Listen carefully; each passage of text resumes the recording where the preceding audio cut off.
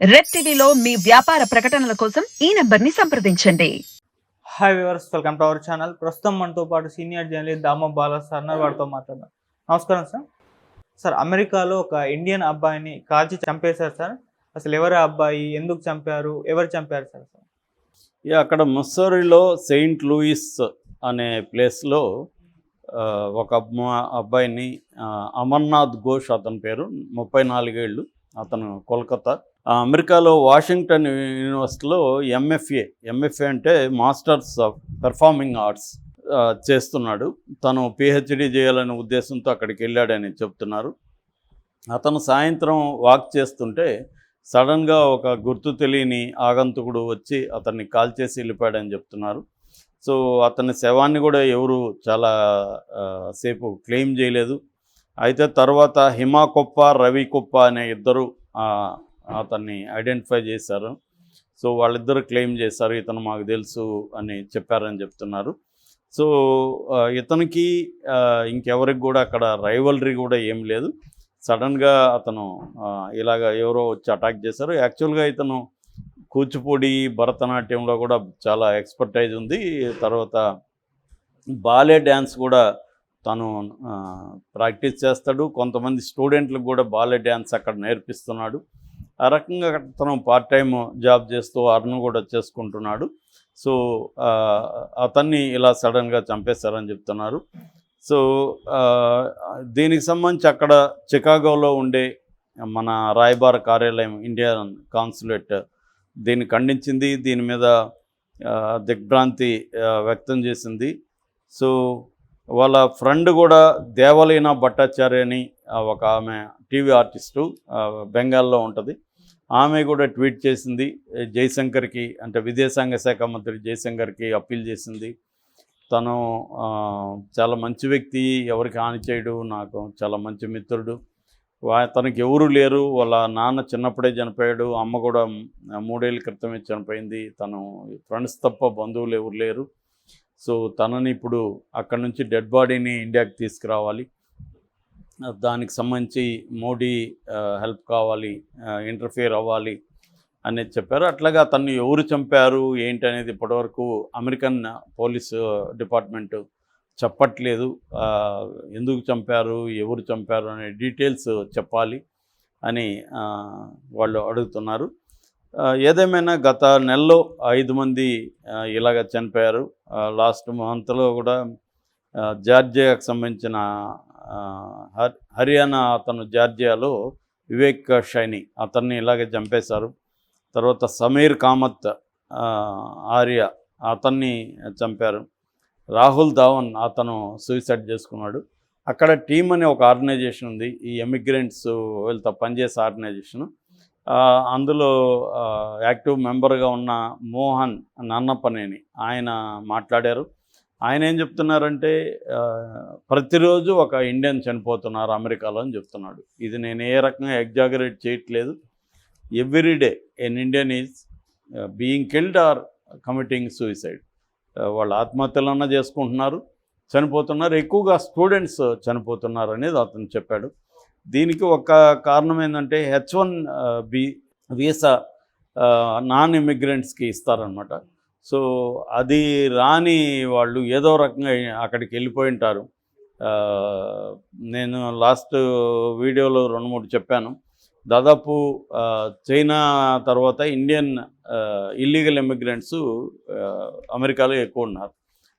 ఆ మధ్య కూడా ఒక ఫ్లైట్ నికరాగువా వెళ్తున్న ఒక 300 మంది ఇల్లీగల్ ఇమిగ్రెంట్స్ని నికరాగువాకు తీసుకెళ్తున్న ఒక ఫ్లైట్ని ఫ్రాన్స్ గుర్తించి ఫ్రాన్స్లో ఒక చోట దాన్ని దింపేసి ఒక వారం పాటు వాళ్ళందరినీ విచారించి చేసింది. తర్వాత ఇండియన్ ఎంబసీ చొరవతో వాళ్ళని నికరాగువా చేర్చి అక్కడ నుంచి ఇండియాకి తీసుకొచ్చారు. వాళ్ళు ఏంటంటే లాటిన్ అమెరికన్ కంట్రీస్ ద్వారా, క్యూబా కానీ నికరాగువా కానీ ఇలాంటి లాటిన్ అమెరికన్ కంట్రీస్ ద్వారా వాళ్ళని అమెరికాలోకి తీసుకెళ్ళే కొన్ని మాఫియా గ్యాంగ్స్, కార్టెల్స్ అంటారు వాటిని, మెయిన్గా డ్రగ్ కార్టెల్స్ పనిచేస్తుంటాయి లాటిన్ అమెరికాలో. ఈ డ్రగ్ కార్టెల్స్ వీళ్ళందరినీ అక్కడికి చేరుస్తాయి. దాంతో ఒక వ్యక్తిని అక్కడ చేర్చడానికి దాదాపు 15 నుంచి 60-70 లక్షల వరకు కూడా వాళ్ళు తీసుకుంటారు. సో తీసుకొని వాళ్ళు అక్కడికి తీసుకెళ్తారు. అక్కడ జాబ్స్ ఇప్పించేవాళ్ళు ఉంటారు. అక్కడ ఉన్న అమెరికన్ బిజినెస్ సంస్థలు కావచ్చు, కొన్ని ప్రైవేట్ సంస్థలు వాళ్ళు ఏం చేస్తారంటే అక్కడ వీళ్ళు ఇల్లీగల్ ఇమిగ్రెంట్స్ని పనిలోకి పెట్టుకుంటే ఆ దేశ చట్టాలని గౌరవించాల్సిన అవసరం లేదు. అంటే వర్కింగ్ పీపుల్కి పర్ అవర్కి ఎంత అని పే చేయాల్సి ఉంటుంది, మినిమం వేజెస్ ఉంటాయి, అట్లాగే ఇన్సూరెన్స్ ఉంటుంది, ఇవన్నీ ఉంటాయి మామూలుగా అయితే వీళ్ళకి అవేమి ఇవ్వకుండా డబ్బులు ఇస్తే చాలు. మన కరెన్సీలో పోతే ఆ డాలర్లు చాలా ఎక్కువ వాల్యూ ఉంటుంది కాబట్టి వీళ్ళు బాగా సంపాదించుకుంటున్నట్టు వీళ్ళకి అనిపిస్తుంది. అక్కడ ఉన్న బిజినెస్ ఇన్స్టిట్యూట్స్ వాటికి పెద్ద బర్డన్గా ఉండదు. అందువల్ల దేశం నుంచి జరుగుతుంది, ఇండియా నుంచే ఇప్పుడు ఎక్కువ వెళ్తున్నారు. సో ఆ క్రమంలో చాలామంది చనిపోతున్నారు అనేది మోహన్ అన్నప్పుడు నేను చెప్పాడు. రెండవది అమెరికాలో ఉండే వాళ్ళందరూ అమెరికన్ సిటిజన్స్ అందరూ రేసిస్టులు కాదు, జాతి దురహంకారులు కాదు. కానీ అందులో కొంతమంది ఈ మధ్యకాలంలో ఏమవుతుందంటే టెర్రరిజం పెరగడము, అమెరికాలో చాలాసార్లు బాంబు దాడులు జరగడము, ఆ 2001లో జరిగిన జంట బిల్డింగ్లు ఏవైతే ఉన్నాయో ట్విన్ టవర్స్ అంటారు కదా, అది ఒసామా బిన్ లాడెన్ ఆధ్వర్యంలో జరిగిన ప్రమాదం. దాంట్లో 3000 మంది పైన చనిపోయారు. సో అప్పటి నుంచి కూడా వాళ్ళకి ఏంటంటే ఇండియన్స్ కావచ్చు, ఏషియన్స్ కావచ్చు, వీళ్ళ పట్ల ఒక రకమైన భయం కావచ్చు, హేట్రెడ్ కావచ్చు, రకరకాల పద్ధతిలో వాళ్ళు మన ఇండియన్స్ను కూడా అలా డీల్ చేయడం కనిపిస్తుంది అన్నమాట. రెండవది అక్కడ క్రైము మొత్తం పాపులేషన్లో ఎక్కువగా బ్లాక్స్, అమెరికన్ బ్లాక్స్ అంటారు వాళ్ళని, బ్లాక్ అమెరికన్స్ అంటారు. ఆ బ్లాక్ అమెరికన్స్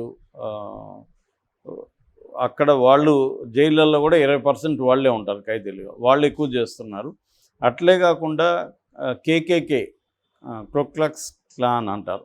అంటే వాళ్ళు వైట్ సుప్రమసిస్ట్ అన్నమాట.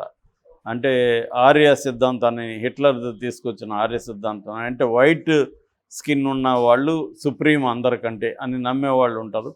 వాళ్ళు బ్లాక్స్ మీద దాడులు చేస్తారు, ఏషియన్స్ మీద చేస్తారు. వాళ్ళు చాలా గ్రూప్స్ హేట్రెడ్ని ప్రోత్సహిస్తుంటాయి. మూడవది ఏంటంటే వాళ్ళకి అమెరికన్ నేటివ్ సిటిజన్స్ ఎవరైనా ఉంటారో వాళ్ళ జాబ్స్, వాళ్ళ లైవ్లీహుడ్ ఈ ఏషియన్ కావచ్చు, ఇతర దేశాల నుంచి ఇమిగ్రెంట్స్ వెళ్ళడం వల్ల వాళ్ళ ఆపర్చునిటీస్ తగ్గిపోతుంటాయి. దానివల్ల కూడా వీళ్ళు మన కడుపు కొడుతున్నారన్న ఒక ఉక్రోషం కావచ్చు, కోపం కావచ్చు ఉంటుంది వాళ్ళకి. వాళ్ళు కూడా కొన్నిసార్లు చంపే ఇది ఉంటుంది. జనరల్గానే క్రైమ్ రేట్ ఇండియాతో పోలిస్తే అమెరికా చాలా ఎక్కువ ఉంటుంది.